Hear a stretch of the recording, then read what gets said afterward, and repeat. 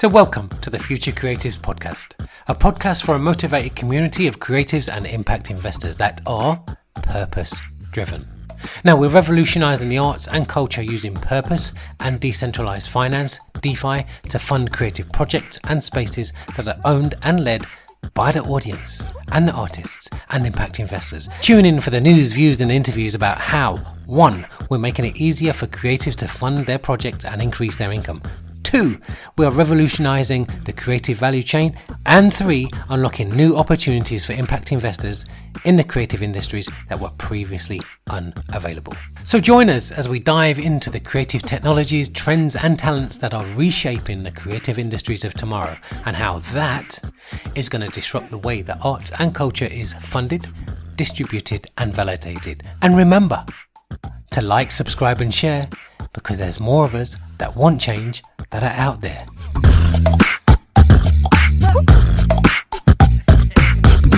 So in today's episode, I'm going to share with you about what Future Creatives is all about and how, as a creative or impact investor that is purpose driven, you can achieve whatever success means to you.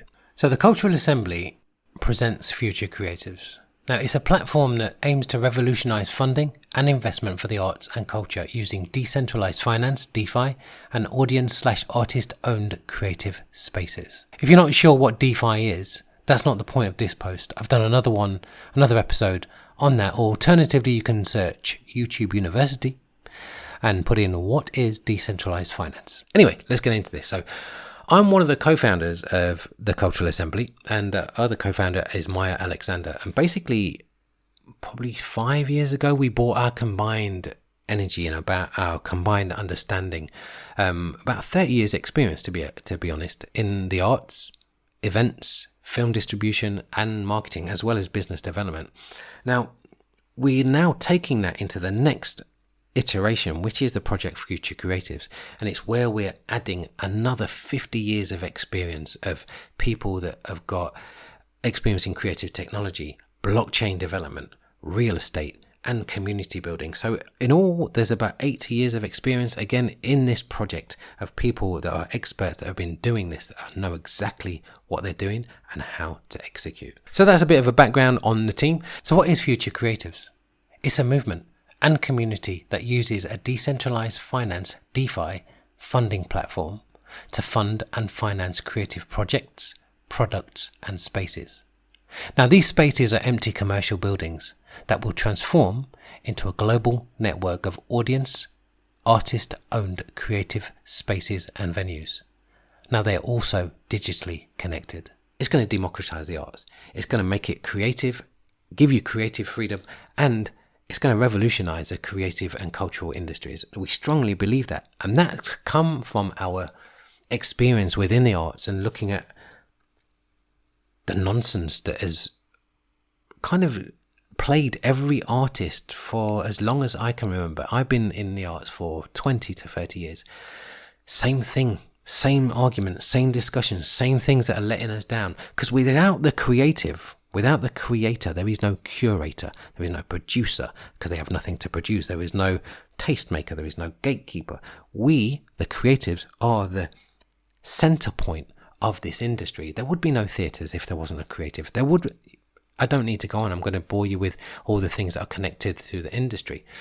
So I feel that it's completely and totally important that in this time where it's very difficult to, it's not always been easy to be a creative, but it's even more difficult now to be an artist and a creative. And lots of people that are connected to the industry are suffering. So the reason why it's now and the time is now and the planets are aligning, I'll go into that slightly later, and so you can understand why it's not, it's just another one of these open or broken promises where people talk and take the information from us and absolutely do nothing with it. The difference is that information often goes to a funding body or a body that's been set up in that system that if they change it or disrupt it, they might be out of a job.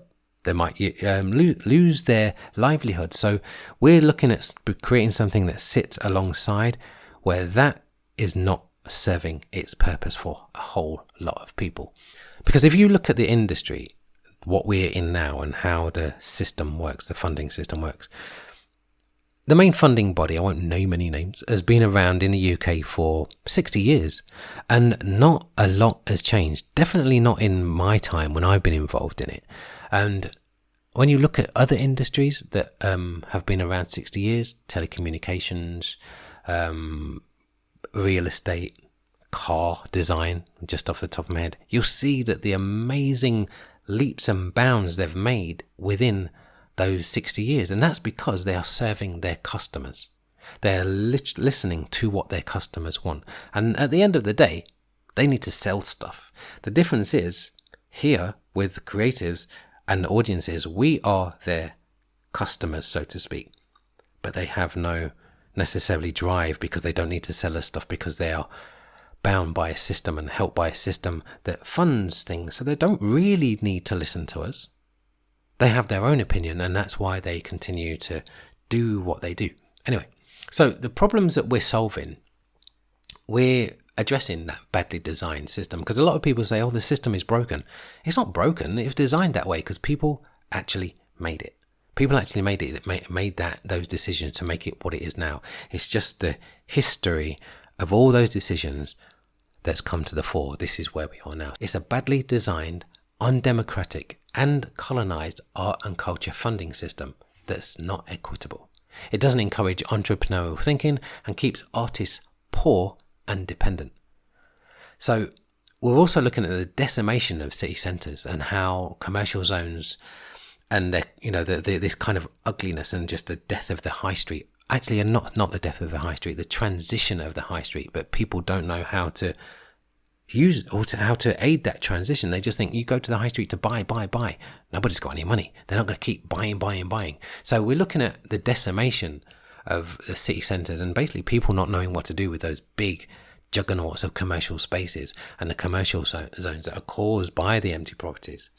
And it basically devalues the area. And connected to that is this alarming rise in the socio-economic problems that affect well-being and community cohesion issues. And because they're caused by these places that once people believed that they were their place and it was fantastic, but they're just depressing now. A lot of places are just depressing people, and the authorities don't have the money or the intellect or the ideas, the creativity to be able to serve that community still, because they're still thinking, go to the high street, buy, that will make you happy. We know that that's not the case. I have this quote where, future high streets of the future, or, town centres of the future are not going to be judged by the amount of money people spend. It's about the amount of quality time people spend. Now, as creatives, we know how to make quality. We know how to instill quality experiences, but some of those experiences need funding. They need money, and that's where the impact investor comes in, which I'm going to get onto very, very shortly. So some of the solutions are, we're going to raise funds from token sales. This is the decentralized finance coming in to fund creative projects and productions and building works to uplift the value of undervalued properties that can actually become fractionally owned by stakeholders. So that means the artists, that means the community, that means anybody that has a stake in that building can fractionally own it, because of the beauty and the advantage of decentralized finance, because it's all tied to the blockchain. It's all immutable. Immutable means that it can't be destroyed or changed, and the blockchain is the place where those things are registered. Another thing is we're looking at impact investors and purpose-driven artists. I'll come to this, why the purpose is really, really, really important, and how they can invest in the whole creative value chain by patronizing, commissioning and co-creating purposeful, tangible products and productions alongside the creators. So how can a impact investor work with a purpose-driven creative and find their purpose, find what they're both interested in, and make it happen? Make it happen rather than having to jump through the hoops of whatever charity and whatever funding organization, and it just rips the soul out of what you want to do, rips the soul out of us as a creative, but also as an impact investor. They can be assured that actually what they are creating, what they're funding, what they're financing is right literally up their street, And there's this collaboration between two people that have this idea of purpose. That's why your purpose as a creative is really, really important, because you can just be an artist and say, oh, I just like making art for myself. And yes, you have an audience that you have to serve. But if you've got a purpose, like, I don't know, saving the rainforests or saving the oceans, it can be much more niche than that. If you've got a purpose and then somebody else is not creative but has the finance to be able to fund that, you come together and you make magic happen. That's the key thing here, where, you know, the old traditional values of raising funds, it's not being on your terms. As a creative, you have to jump through the hoops and the holes of what the awarding body is saying. You must do this, you must do this, you must say this, and you must have this. So if you don't address those things, you ain't getting the money. Simple as. So again, that's so the third part to this is it's enabling audience-led venues to host a range of hybrid events such as workshops, incubators, performances across the network, both in person and online. And because we want to upskill the population as well, because jobs are changing, things are changing, and the main thing that is behind all this to be able to survive is creativity. And because creatives obviously use creativity a lot more, that's where we feel the answers are, and how you can invest in the community to think differently, to think out of the box. And if they can't get a job, how are they going to generate income from something that they love? So yeah, they're the kind of solutions that we're coming in with in those spaces. So it's not just about having a space that has performances and becomes unsustainable because you can't pay the artists and you don't have the funding, etc., etc. We're making this sustainable, and we're using real estate and the events and the online to all come together to make those things work together. It doesn't work with the current system. It's in addition to that system, because that system is still important. It's still valid. And again, I'll get onto that in a second. So why now?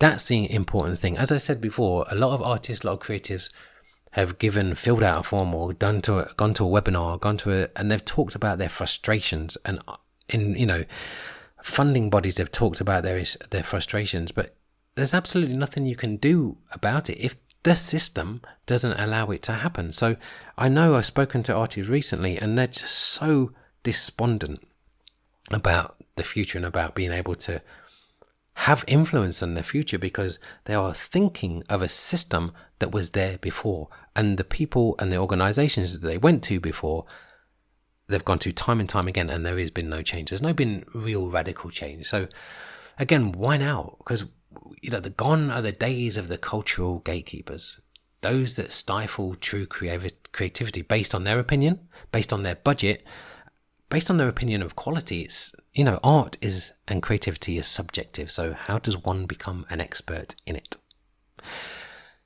Question for another podcast, I think. So it's a truly unique time.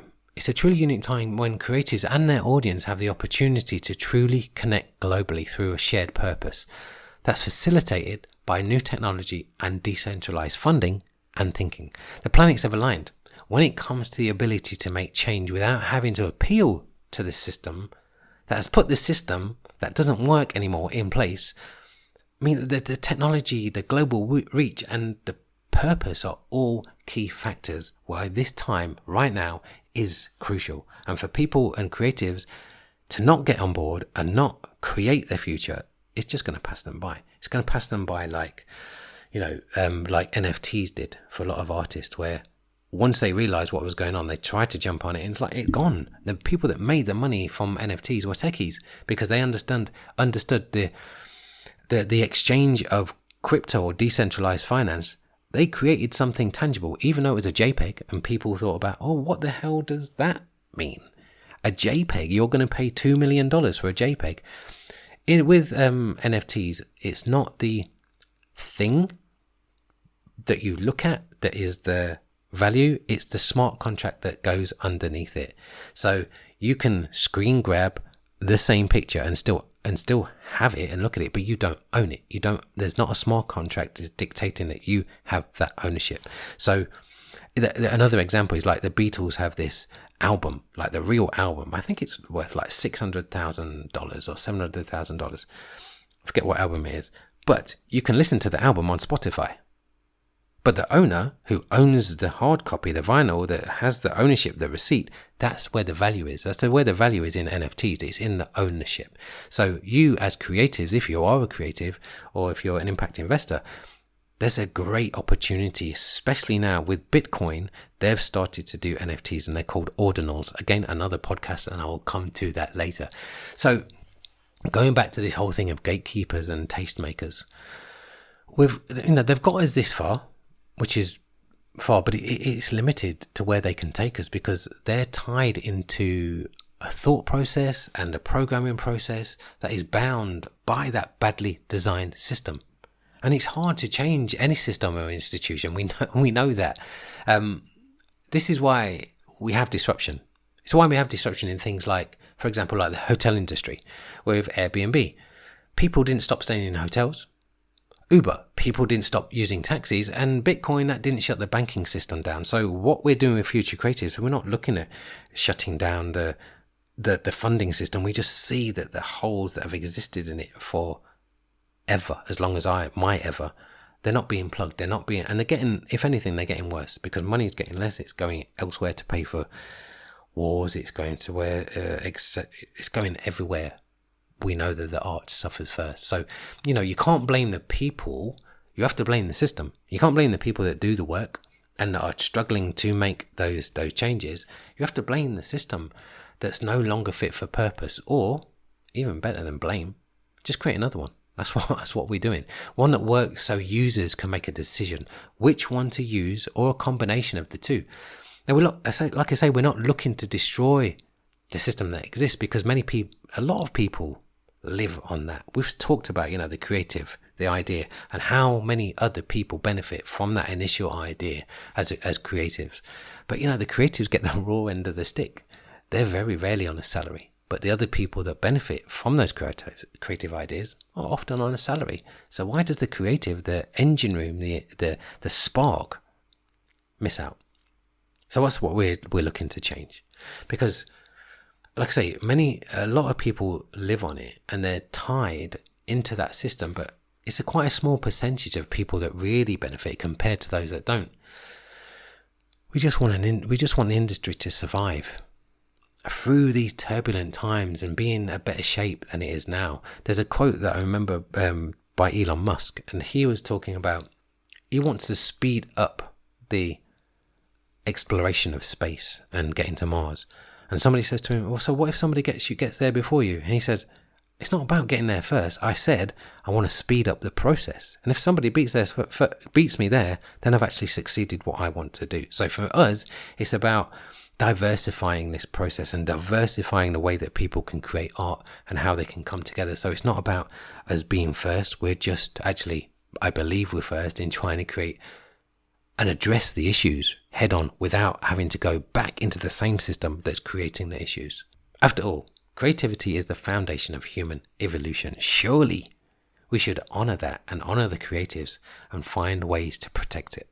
So the opportunity for artists and audiences to connect and really inform the agenda of culture and the arts by adopting strategies from other industries. Because if you look within the industry and there's answers, why is it in this shape that it is now? If you look without the industry and you find those answers and you adapt them and you bring them back into an industry to revive it. That's what's happened with these other industries that I talked about, telecommunications, etc., etc. They use other concepts and build from the inside. The arts, I always say, even though it's a creative industry, it's not that creative in ensuring its success or its future. So that's what we want to do. Again, going back to this idea, this is why purpose, the creative spaces and DeFi are essential ingredients for future creatives. Because, like I say, if there's no creator, there is no curator. So we need to protect it and support it. So traditionally, investors have not bothered with some aspects of the arts other than through philanthropy. I mean, why would they invest if the artist's desire is to do a 10-day tour with their dance company of the UK? I'm not rubbishing dance choreographers. When it comes to investment, and yes, the Arts Council, they say they invest. They actually give money. They don't necessarily invest. Then we can get into this terminology of what investing is, supporting, but we're not going to do that in this episode. So why would they invest in an artist whose desire is to do a 10-day tour of the UK with their dance company?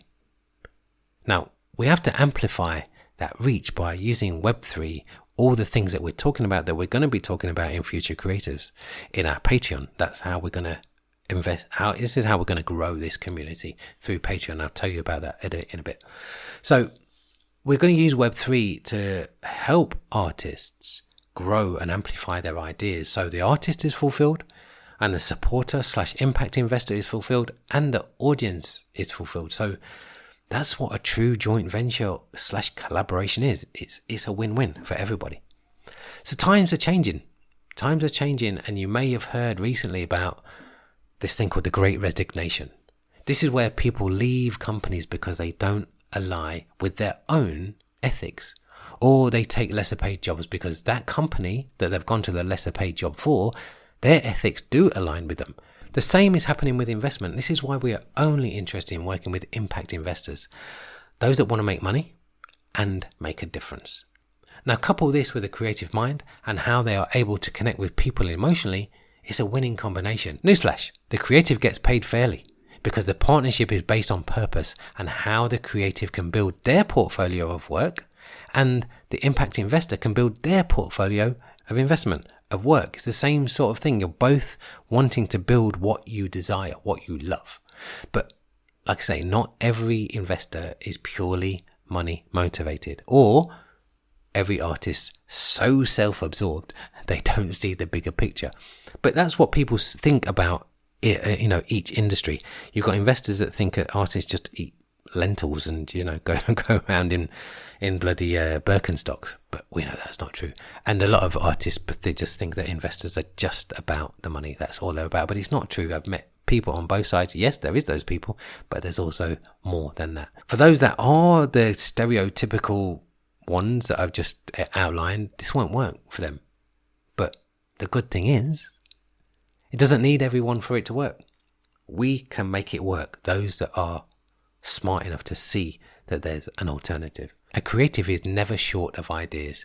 However, if funding isn't accessed to bring those ideas into reality, often comes to a stop, and the creative thinks of another idea to compensate for the one that wasn't working before. And before you know it, they have 5 ideas that are not working. With Future Creatives, that's not going to be a problem, because there's going to be a network that have different strengths.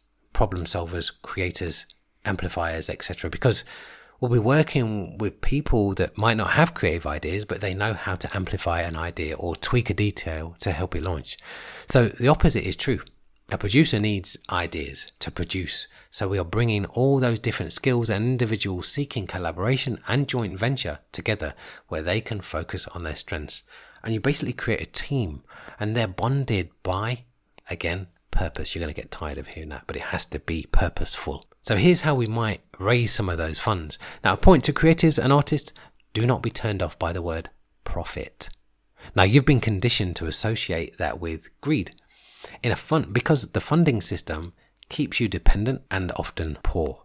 What we're talking about is profits that are ethical. So what we're looking at is investors investing early in product or production that gives fractional ownership. Now, that doesn't mean when I say investor, you have to have loads of money. Because it's fractional ownership, you can invest smaller parts. That's why the decentralized finance is so key. So what that allows the artist to do, that allows them to create something because they've got funding up front and they've got investment up front to make that thing. Coupled with the idea of the amplification so that everybody benefits financially. Yes, why not? At the end of the day, we've got to put food on the table. And I know some people say, oh, the money doesn't matter. Cool, make the money, give it away. So this gives you fractional ownership in the whole creative value chain, from the building where it's created or performed or made, to the initial idea where it's manufactured, etc. You are part of that process.